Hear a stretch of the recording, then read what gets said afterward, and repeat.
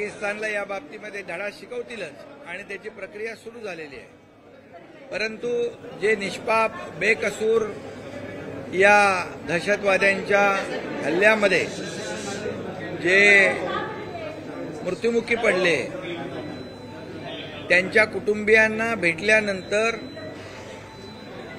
अतिशय त्यांनी जी काही घटनाक्रम सांगितला तो अतिशय दुर्दैवी होता आणि अंगावर शहारे आणणारा होता आणि त्यांची आर्थिक परिस्थिती देखील सर्वसामान्य कुटुंबातली आपल्या महाराष्ट्रातले 6, पुण्यातले 2, पनवेलमधला 1 आणि डोंबिवलीतले 3 लोक हे त्या भ्याड हल्ल्यामध्ये मृत्युमुखी पडले आणि त्या 6 लोकांच्या किंबहुना इतरही लोकांच्या मुलाबाळांना आपल्या लाडक्या भगिनींना त्या दहशतवाद्यांनी सोडलं। परंतु कर्ता पुरुष घरातला कुटुंब प्रमुख ज्याच्यावर सगळं अवलंबून असतं त्यालाच मारलं आणि म्हणून ते सगळे कुटुंब जे आहेत यांची परिस्थिती सर्वसामान्य आहे। आम्ही माहिती घेतल्यानंतर कुणाचं शिक्षण सुरू आहे, कुणाची नोकरीचा विषय आहे, या ठिकाणी अनेक विषयांनी हे सगळे कुटुंबीय परिवार ग्रस्त आहेत आणि त्यांनी ज्या भावना व्यक्त केल्या त्यामुळे आज कॅबिनेटमध्ये सगळ्यात आधी त्या मृत्युमुखी पडलेल्या आपल्या महाराष्ट्रातल्या आणि इतरही लोकांना श्रद्धांजली अर्पित करण्याचं काम केलं आणि त्याचबरोबर आज कॅबिनेटमध्ये मुख्यमंत्री महोदयांच्या अध्यक्षतेखाली आजची कॅबिनेट झाली आणि मी आणि अजितदादा आणि मुख्यमंत्री महोदय या आम्ही सर्वांनी मिळून मुख्यमंत्री महोदयांना देखील सांगितलं की आपल्याला या कुटुंबियांच्या मागे उभं राहिलं पाहिजे आणि म्हणून 50 लाख रुपयाची आर्थिक मदत आणि त्याचबरोबर त्या परिवारातल्या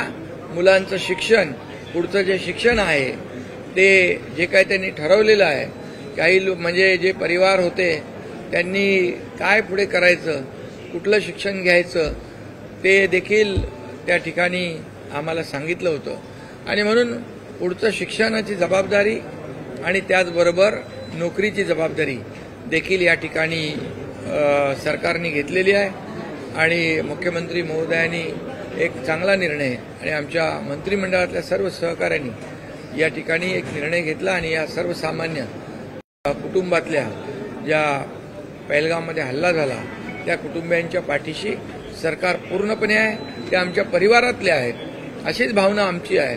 त्यामुळे एक कर्ता पुरुष कुटुंबाचा प्रमुख हा गेल्यामुळे ते कुटुंब वाऱ्यावर त्या कुटुंबाला सोडलं जाणार नाही। त्यांना प्रत्येक बाबतीमध्ये सरकार, शासन आम्ही मदत करू आणि त्यांच्या पाठीशी उभे राहू।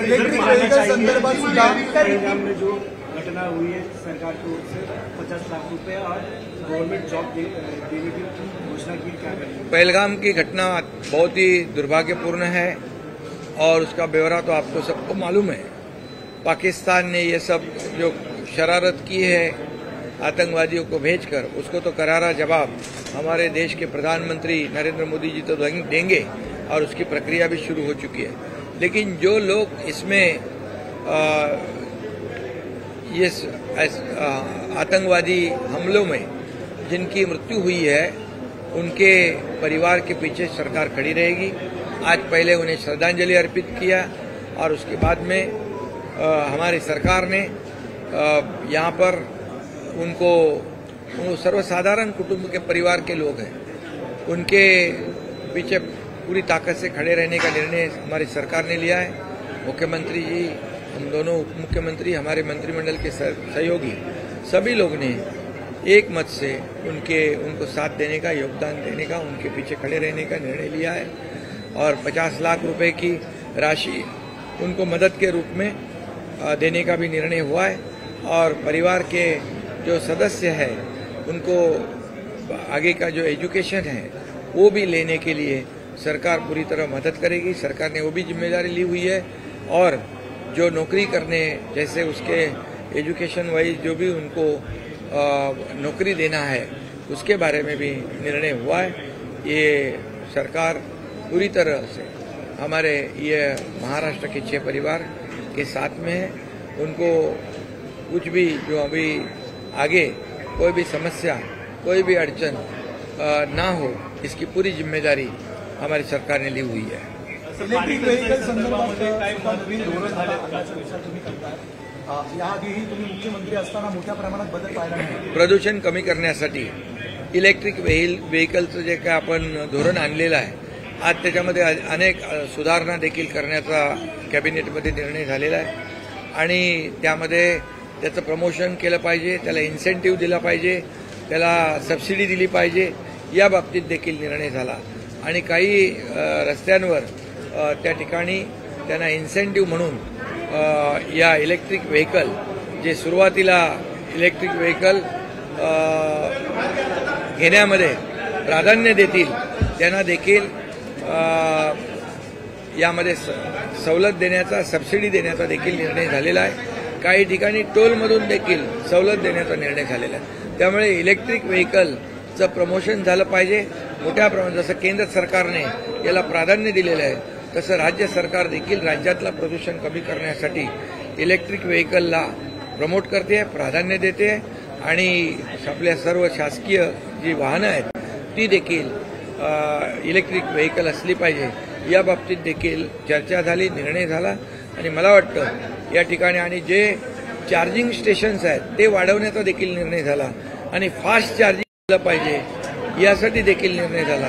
बॅटरीचं स्वॅपिंग झालं पाहिजे म्हणजे कुणालाही तिथे थांबायला लागू नये, अशा प्रकारचे अनेक निर्णयावर चर्चा झाली।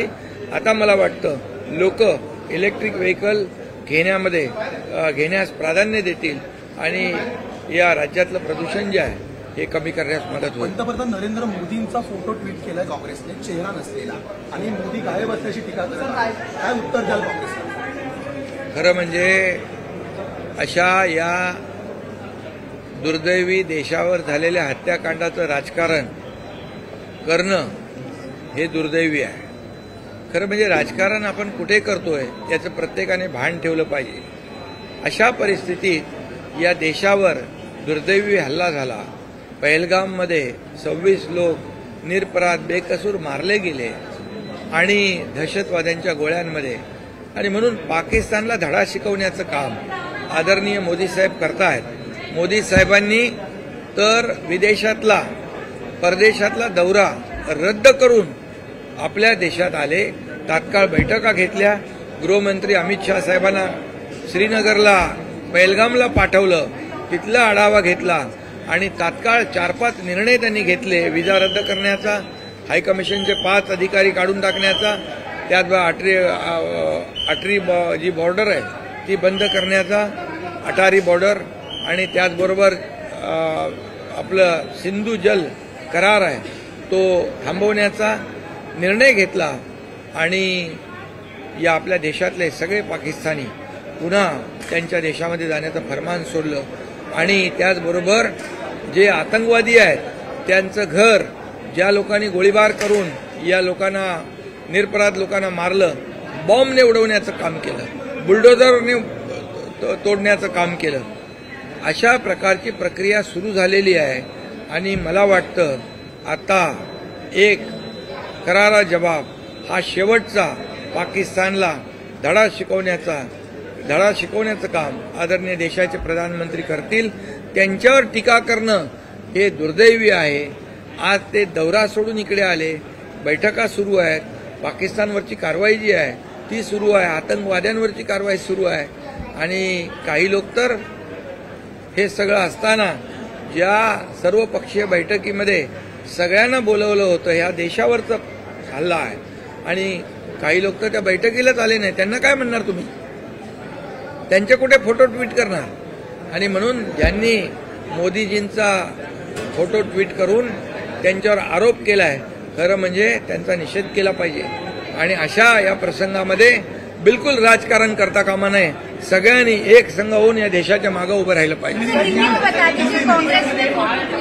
नरेंद्र मोदी का की जिम्मेदारी के समय गायब, क्या कहना चाहिए? देखिए ऐसे वक्त में जो हमारे पहलगाम में हमारे निरपराध बेकसूर लोगों पे हमला हुआ है, ऐसे समय में राजनीति करना ये तो बहुत ही दुर्भाग्यपूर्ण है, ये उचित नहीं है। राजनीति करने के लिए बहुत आपको समय है, बहुत मौका मिलते हैं और बहुत अपॉर्चुनिटी रहती है। ये ऐसे वक्त में जब हमारे देश पर हमला हुआ है, पाकिस्तानी दहशतवादियों ने हमला किया है, उस जैसे ही मालूम पता चला तो आदरणीय देश के प्रधानमंत्री मोदी जी ने विदेश का दौरा रद्द कर ये भारत लौट गए। तुरंत गृह मंत्री अमित शाह जी को कश्मीर में भेजा, राजनाथ सिंह जी को वहां पर तुरंत कार्रवाई के लिए जायजा लेने के लिए भेजा और उन्होंने तुरंत ये बहुत ही महत्वपूर्ण बैठक ली और कई निर्णय उन्होंने पाकिस्तान के विरुद्ध लिए हैं। जैसे सिंधु जल करार जो है उसको रोकने का काम किया, 5 हाई कमीशन के अधिकारी को निकाल देने का काम किया, वीजा रद्द करने का काम किया, अटारी बॉर्डर बंद करने का काम किया, पाकिस्तान छोड़ने का फरमान निकाला और अपने देश में से जो पाकिस्तानी है उनको देश छोड़ने का और पाकिस्तान जाने का उन्होंने फरमान निकाला। और अभी जो है उन्होंने सोच लिया है, उन्होंने कहा है किसी की कल्पना के बाहर जाकर पाकिस्तान को हम सबक सिखाएंगे। ये मुझे लगता है, मुझे विश्वास है, पूरे देशवासियों को विश्वास है, अभी ये मोदी जी इनको छोड़ेंगे नहीं, इसका बदला लेंगे, करारा जवाब देंगे और निश्चित रूप से इसके बाद पाकिस्तान और आतंकवादियों को हमला करने की हिम्मत ना हो, ऐसी सबक देश के प्रधानमंत्री सिखाएंगे। और मैं ये कहूंगा कि जब जो आरोप करते हैं वो कहाँ है, जो एक बैठक सर्वपक्षीय दल की बुलाई थी और ये उस बैठक में कुछ लोग आए नहीं, वो विदेश की यात्रा करते हैं, उनके ऊपर आरोप लगाने का, उनको क्या कहने का। और ये देश प्रेम है, ये देशभक्ति है और इसलिए पूरी तरह मैं इतना ही कहूंगा, मोदी जी के पीछे देश की 140 करोड़ जनता है और अभी मोदी जी इनको पाकिस्तान को छोड़ेंगे नहीं, बिल्कुल सबक सिखाएंगे, पाकिस्तान का नामो निशान मिटाएंगे। रायगढ़